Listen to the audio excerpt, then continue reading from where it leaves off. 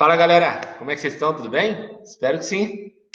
Bora filosofar? Tamo junto. Gigi na área. Vamos partir para mais uma aulinha legal de filosofia.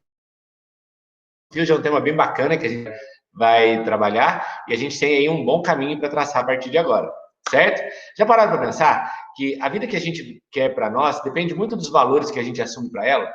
Já pararam para refletir que a busca por uma vida de moral, uma vida de valores, uma vida de princípios, depende muito de nossas escolhas? Hoje a gente vai refletir um pouco nesse sentido. E eu vou trazer com vocês alguns pensadores que ou vão propor para nós uma busca de valores para essa vida e refleti-la, ou quebrar com esses valores. Tudo bem? Então, estamos juntos? Bora filosofar.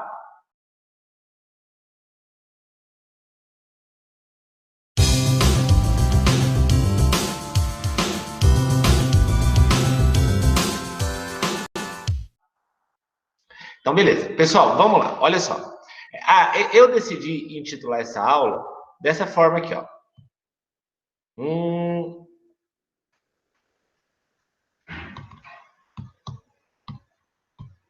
O ser humano e a filosofia e verdade, a busca de uma vida ética.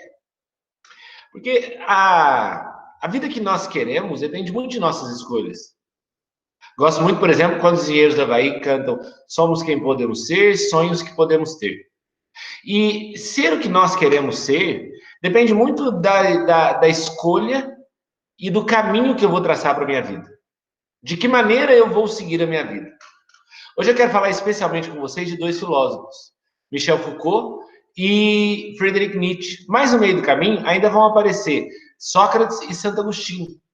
Tá? Para a gente começar a refletir um pouco o traçado que a gente assumiu para a nossa vida.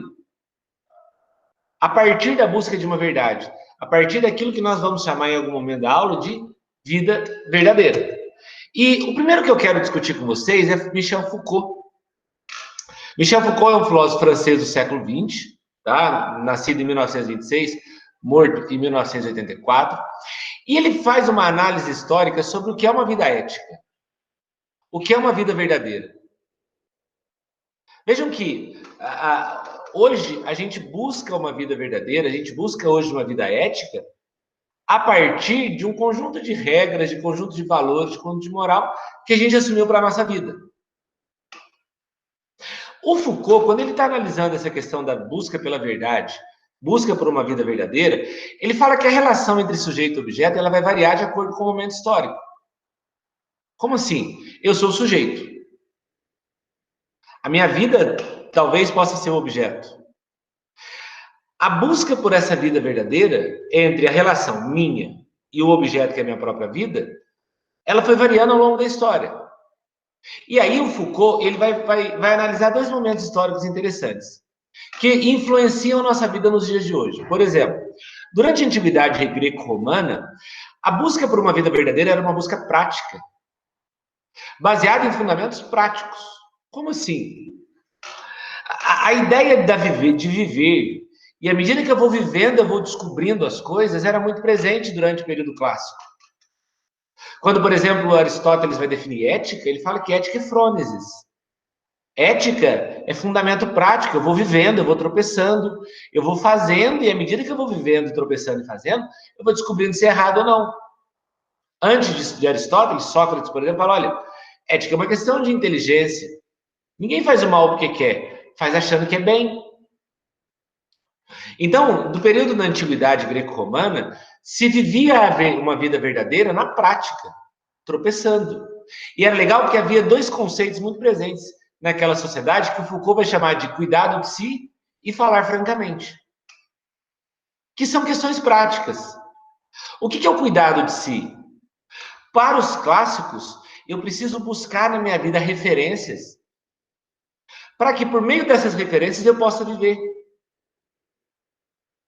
E a partir dessas referências de vida, o indivíduo vai construindo a sua própria vida verdadeira. O indivíduo vai tornando-se aquilo que ele quer ser. Veja que um personagem importantíssimo desse período é o próprio Jesus Cristo, que surge para aquela sociedade como uma referência de vida e faz com que os seus seguidores, seus discípulos e seguidores, tenham nele um referencial de vida. Não a partir de um ensinamento teórico, mas a partir de um testemunho prático.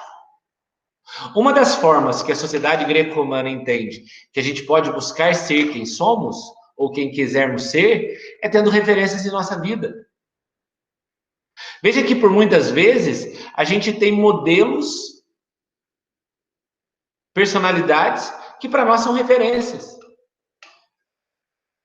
Tem um professor amigo meu que eu falo para ele que eu quero ser ele quando eu crescer. Já está lá com seus 70 anos, um modelo para mim. É um referencial para mim.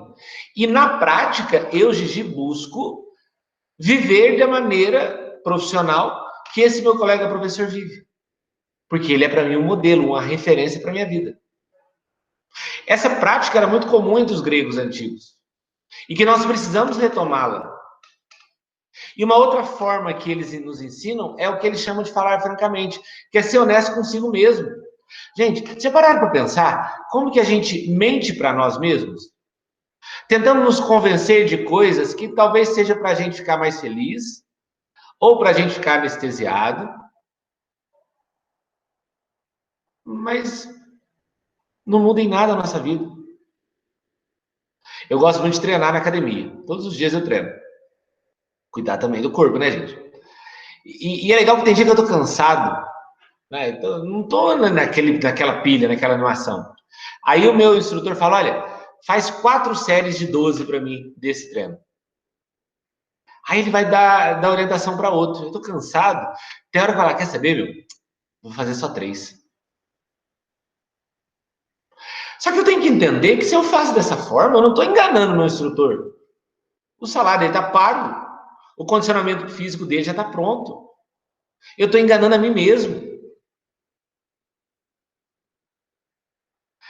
Quando, por exemplo, eu uso de algum artifício durante uma prova para ter uma boa nota, uma cola, por exemplo, eu não estou enganando o professor. Estou enganando a mim mesmo.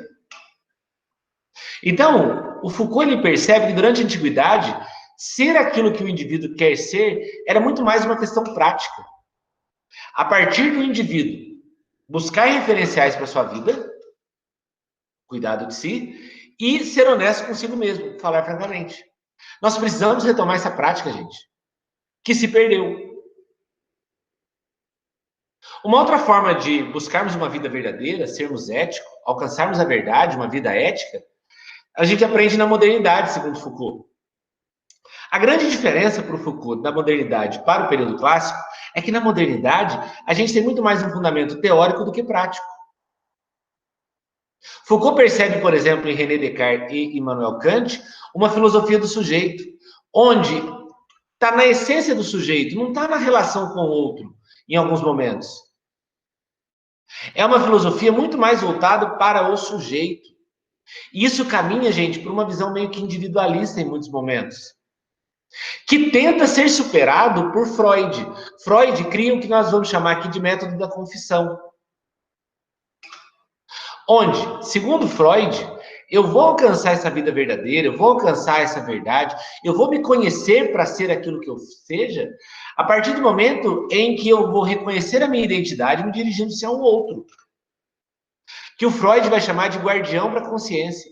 É nessa hora, por exemplo, gente, que nasce a psicanálise. Vejam, Freud aqui ele avança em relação a Descartes e Kant. Porque o que Freud está falando, olha, o sujeito ele não vai encontrar todas as respostas nele mesmo, na sua própria essência. Ele precisa do outro. Ele precisa de um guardião para a sua consciência, para ele conhecer quem ele é, para ele compreender seus fenômenos, para ele compreender a vida que ele vive e, compreendendo a vida, atingir uma vida verdadeira, atingir uma verdade. Quantas vezes a gente não consegue encontrar respostas para a nossa vida, mas com o outro, que pode ser um psicólogo, pode ser um psicanalista, pode ser um guru espiritual, pode ser um diretor espiritual, pode ser um conselheiro, a gente tem aquele estalo, nossa, pior que é verdade. Aí a gente consegue compreender nossos medos, a gente consegue compreender nossas angústias, nossas dúvidas. Se há aqui uma mensagem que Freud está dando através de Foucault para nós, é que nós precisamos ter em nossa vida guardiões da consciência para nós. Pessoas de nossa confiança, que nos ajudam a compreender as nossas crises para chegar a um conhecimento para as coisas. Então, é um avanço em relação à filosofia do sujeito do Descartes e do Kant. Onde, a partir do momento em que Freud desenvolve o método da confissão, ele percebe que o indivíduo ele só consegue atingir essa verdade, atingir essa vida verdadeira, o indivíduo só vai conseguir ser aquilo que ele é, se ele tiver pessoas com quem ele possa reconhecer a sua identidade.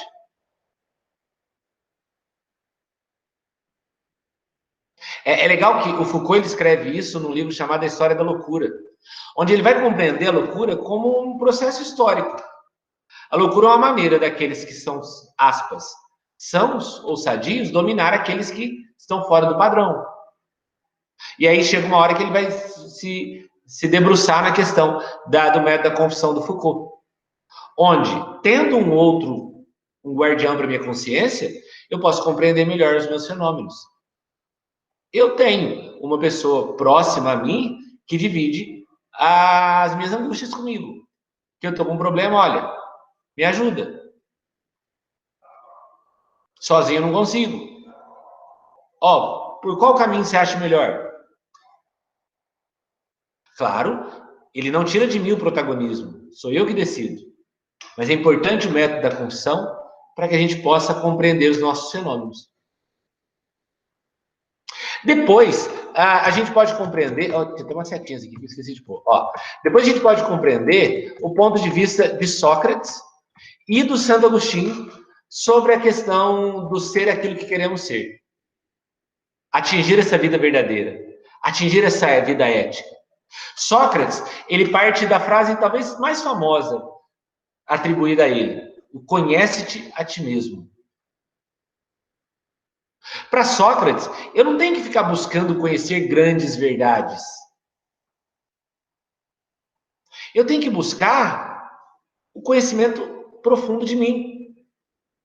E para isso, Sócrates desenvolve uma coisa chamada princípio da sinceridade, que dialoga, olha que legal, com o falar francamente do slide anterior. Se eu não for sincero comigo, se eu não compreender as minhas angústias e for verdadeiro com elas, eu nunca vou conhecer a mim mesmo. Gente, não conhecendo a mim mesmo, eu não vou atingir a vida verdadeira. Eu não vou chegar a ser aquilo que eu quero ser. Sócrates aqui estabelece uma relação direta entre virtude e saber. Virtude que é aquilo que está na minha natureza, que está na minha essência, que me leva ao conhecimento das coisas. A ideia da virtude do saber, segundo Sócrates, é a ideia de que, a partir do momento em que eu sou sincero comigo, que eu falo francamente, eu conheço a mim mesmo. E conhecendo a mim mesmo, eu vou chegar no fim último de todas as coisas, a felicidade. É muito presente entre os gregos clássicos, sobretudo Sócrates e Aristóteles, a ideia da felicidade. Galerinha, você só vai conseguir ser o que você quer ser de fato se você for feliz. Ninguém aqui programa uma vida de infelicidade. Ninguém aqui, aos 15 anos, está pensando que aos 40 quer ser infeliz. Não. E para Sócrates, você só vai chegar aos 40 feliz conhecendo a si mesmo. Buscando conhecer a fundo as suas angústias, buscando conhecer a fundo as suas perspectivas. Sendo sincero consigo. Bom, eu tenho minha limitação, essa é minha limitação. Bom, se eu sou limitado nesse aspecto, eu tenho que buscar melhorar. Bom, nesse lado aqui eu sou bom, mas eu tenho que me aperfeiçoar, porque ninguém é totalmente bom para as coisas. E Santo Agostinho, quando ele vai desenvolver a ideia dele sobre chegar a ser aquilo que queremos ser, uma vida verdadeira, uma vida ética, ele vai também falar de um método da confissão. Só que não é o método da confissão que o Foucault apresentou para nós agora há pouco, a partir de Freud. Para Santo Agostinho, eu só vou conseguir ser aquilo que eu quiser ser a partir de uma relação direta com Deus. Vejam, o homem de Santo Agostinho, ele só consegue atingir uma vida verdadeira se ele tiver uma relação direta com a graça de Deus, porque é através da graça de Deus que o homem atinge a sua plenitude. É através da graça de Deus que o homem atinge o seu máximo, o seu total. Portanto, é necessário que o homem estabeleça com Deus uma relação de testemunho. Desculpa, uma relação de confissão. A grande diferença da confissão de Freud apresentada por Foucault para a confissão de Santo Agostinho é que Santo Agostinho aqui coloca uma pessoa onisciente para que eu possa confessar as minhas angústias, que é Deus, por meio da oração. É o homem que sozinho no seu quarto estabelece um diálogo direto de confissão com alguém que está transcendente, no caso Deus, e ao reconhecer a sua limitação com Deus, o homem vai confiar que por meio da graça de Deus, ele vai chegar a ser aquilo que ele quer ser. Então, enquanto Foucault, através de Freud, diz que eu tenho que ter uma pessoa imanente nessa confissão, ou seja, alguém que está aqui de fato do meu lado materialmente, Agostinho antes já tinha dito, não, essa relação é com o onisciente, com o onipresente, com o onipotente, essa relação é com Deus. Onde, na minha oração, eu vou contar os meus pecados para Deus. Onde, na minha oração, eu vou contar as minhas angústias, as minhas limitações. E Deus, pela sua misericórdia e pela sua graça, vai me levar a ser aquilo que eu quero ser.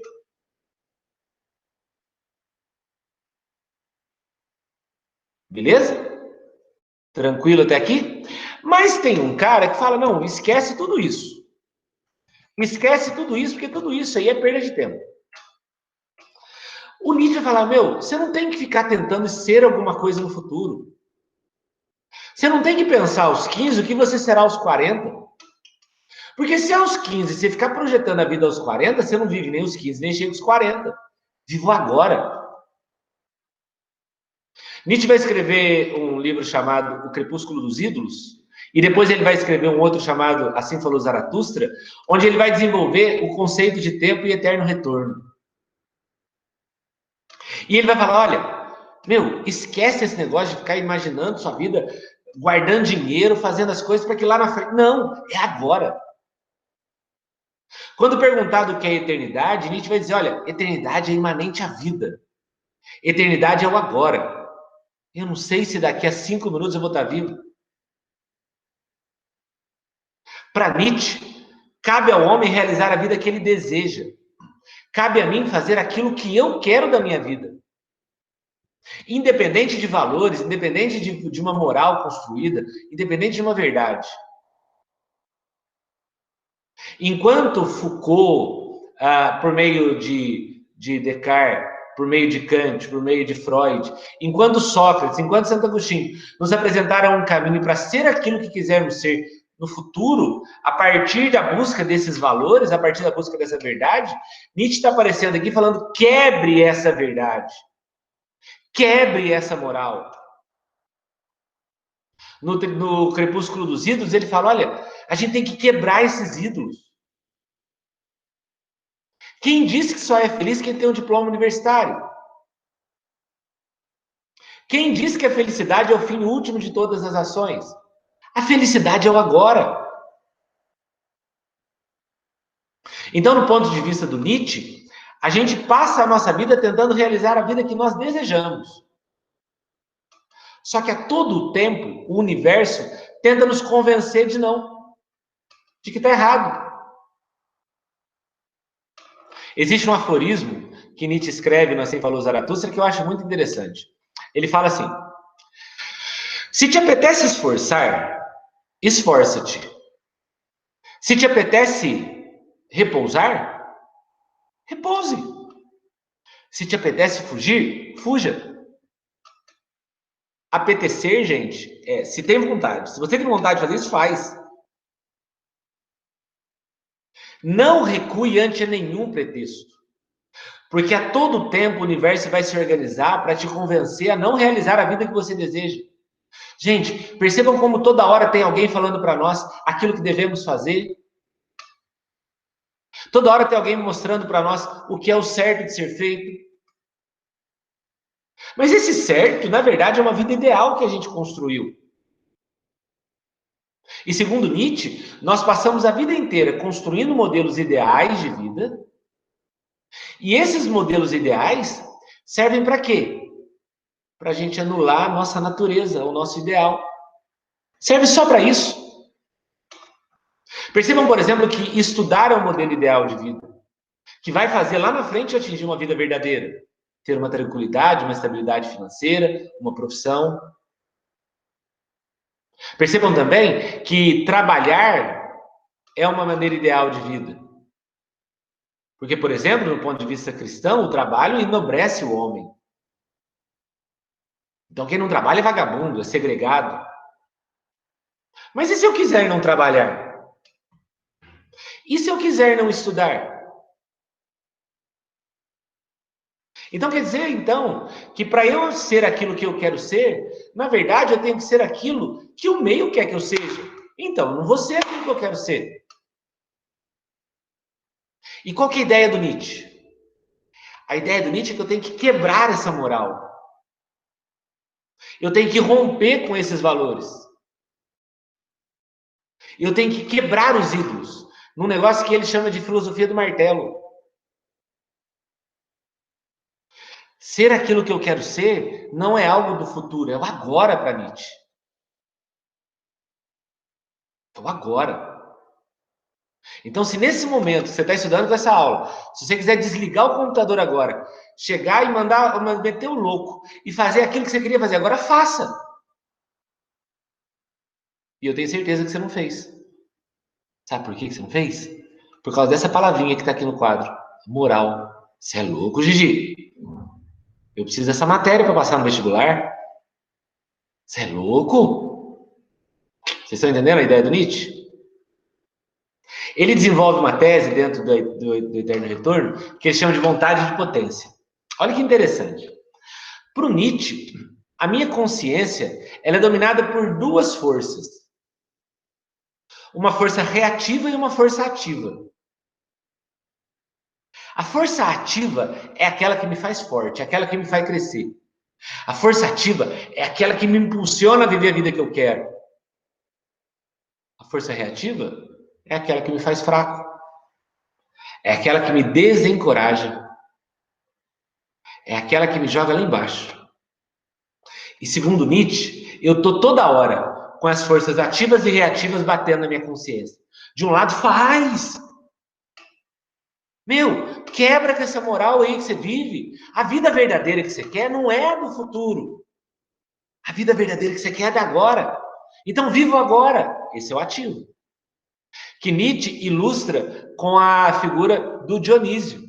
Dionísio, que na mitologia é o deus do vinho. Dionísio é a embriaguez criativa. Dionísio é a força ativa. Dionísio é aquilo que faz eu querer fazer aquilo que eu quero. Gente, quando a gente está bêbado, a gente faz coisas que a gente não teria coragem. Porque bêbados nós somos governados pela força ativa. Faz! Quebre essa moral. Apolo é o deus da beleza. É o deus da ordem. Apolo é uma força reativa.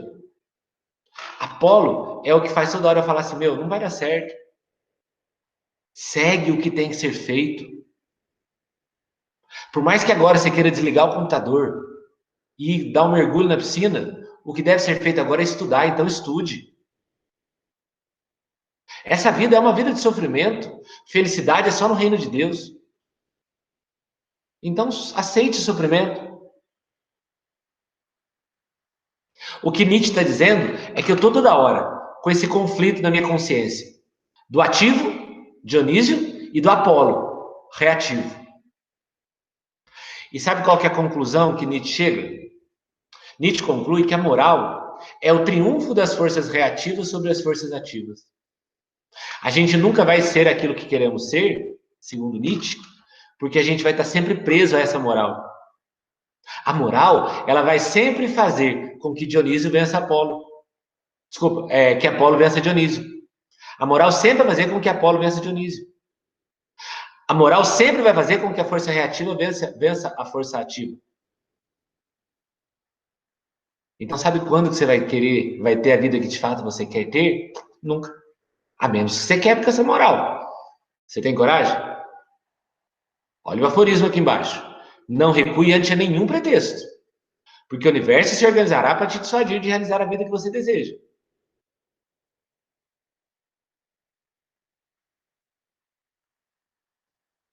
E aí, cabe a você buscar a primeira parte da aula, a partir de Foucault, Santo Agostinho e Sócrates, o conhecimento constante de si, para almejar algo, para que você seja algo e buscar ser aquilo que você quer ser, ou quebrar tudo isso e viver o agora, porque você não sabe se amanhã você está vivo.